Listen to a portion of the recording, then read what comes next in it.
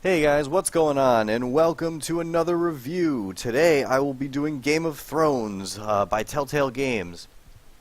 Recently I did Tales from the Borderlands, and this is their next game that's coming out that has come out this year.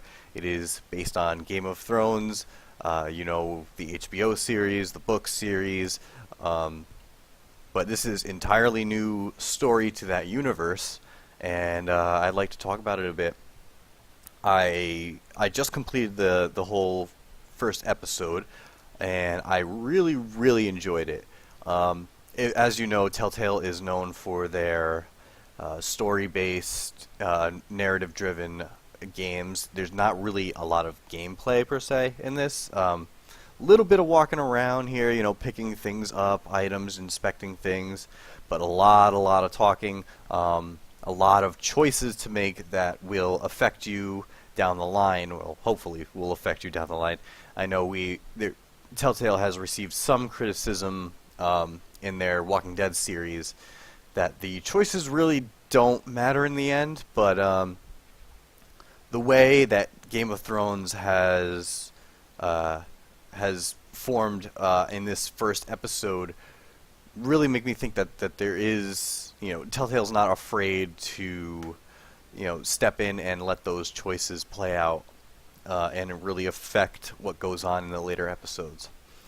So I'm just gonna jump right into a brand new game. Start right from the beginning. I have the volume turned all the way down, so you won't hear anything. On the screen, I do believe I have the subtitles on, so you can see that. But if you don't want any spoilers, I would suggest just minimizing the video so you can listen to my voice if you want, or just not even watch it at all. Because I might, I'm not gonna slip on any spoilers, but I might slip on some spoilers for like the television show or the book series, because some of that is touched on in the game. There are characters from the television show in the game as well, with their respective voice actors, which I think is absolutely amazing. But I'll get into that a little later. But like I said, it's pretty impossible to avoid spoilers because it's just there's so much narrative to it. So if you do feel that way, just minimize it, and I will try to avoid them in my speech as well. So let's get right into it. Now, in this, we play as representatives from House Forrester. House Forrester is mentioned, I believe, just one time in the books, and it's a passing mention. It's not even touched upon about where they come from. They are mentioned as a northern house, and that's about it. So this is kind of building the backstory on them. So we play in this episode. We play three different characters.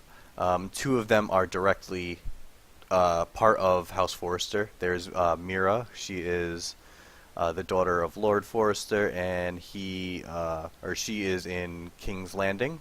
Right now, you'll see me play as Garrett Tully.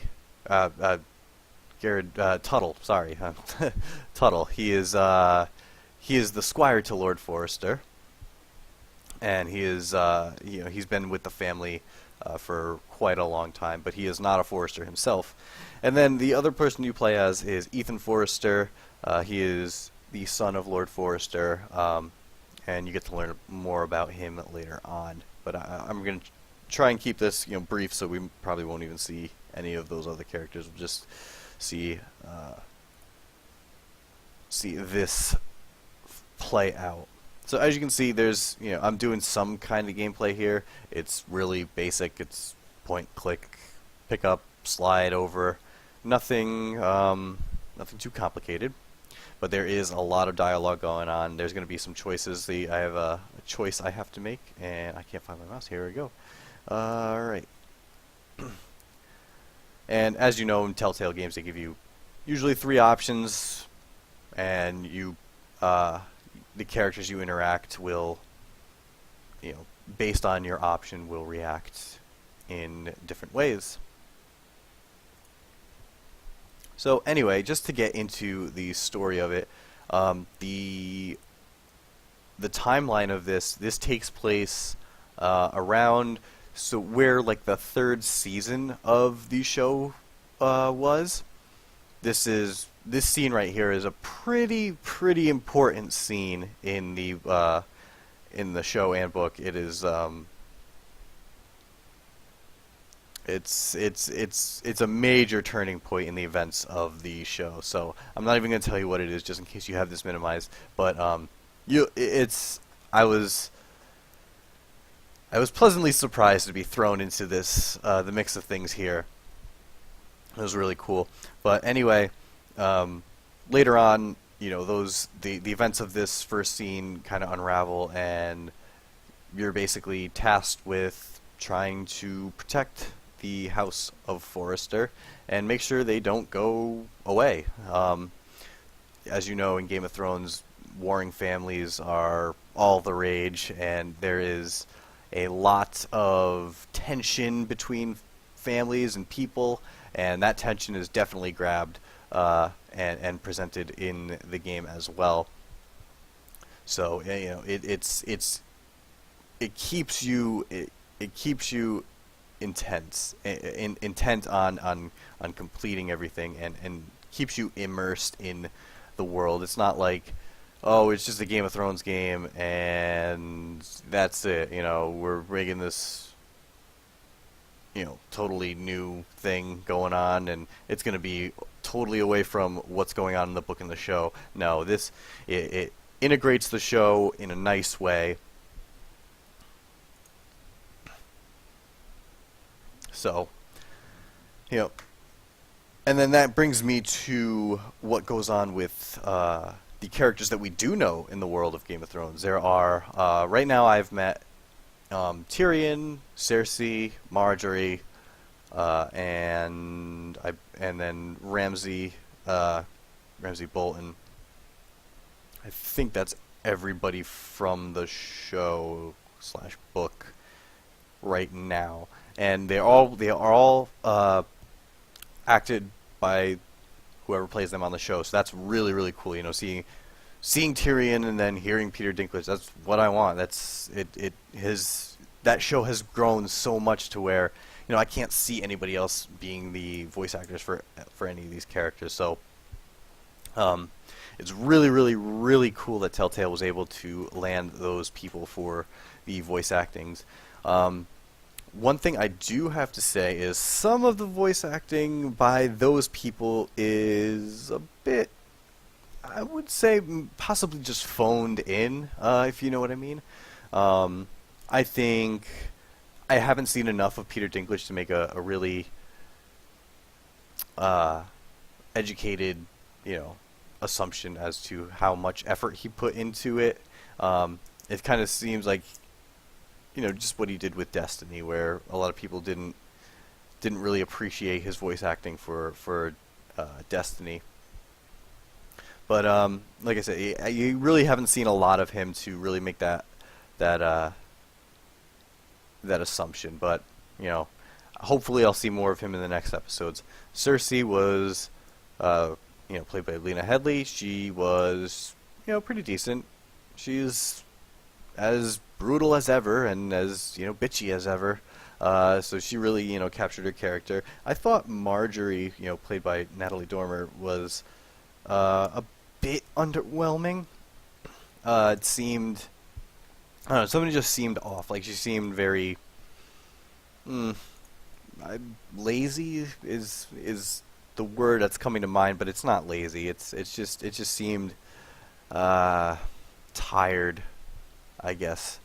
But I will say that Ewan Rowan, who plays Ramsay Bolton, Ramsay Snow, he knocked it out of the park in this episode. He was unbelievable. Just that voice is so, so, I don't know how to describe. Like it's so great. You know how he is in the show. You know how he is in the book. He's just a brutal person. He tortures people. He's very sadistic, and his voice just carries that character so well. So that really hit it out of the park. He really hit it out of the park with that. Now, coming to the other voice actors who play, you know, the characters that you play, and the people of House Forrester, they all did a pretty decent job. I didn't see any, you know, any black sheep or anybody who was lacking. Everybody seemed to do a pretty decent job with their respective characters, and really got me to know them better through their voice acting. You know, it gave them life. So that's cool. You know, I have nothing against that. Art style is very Telltale. You can just look at the game and you know it's a Telltale game. It just works, and it fits. It seems like it fits everything they do, apparently. But I think that's just due to their stories are just so immersive and engrossing. So, anyway, as a story in the Game of Thrones world, I think it is really, really cool. The writing staff, I can't say enough nice things about the writing staff at Telltale. They always knock it out of the park. They are awesome. You know, between their Walking Dead games, The Wolf Among Us, Tales from the Borderlands, now Game of Thrones, it's great. They are really good at coming up with great stories, and that's the strength of the studio. So here's a little bit of gameplay that I'm doing. It's just, you know, moving, dodging some swords, some fallen bodies. Nothing too complicated, like I said, because it's very narrative driven. So anyway, I'm gonna stop right here for the sake of, you know, not people who are watching not seeing any more spoilers or anything like that, and just I'll talk to the rest of the game. There's no real settings, like as far as graphics options go. It's high, medium, low, and then you have full screen, pick your resolution, and anti-aliasing, which I noticed hasn't done a whole lot, if any. But anyway, it's a very solid effort by Telltale.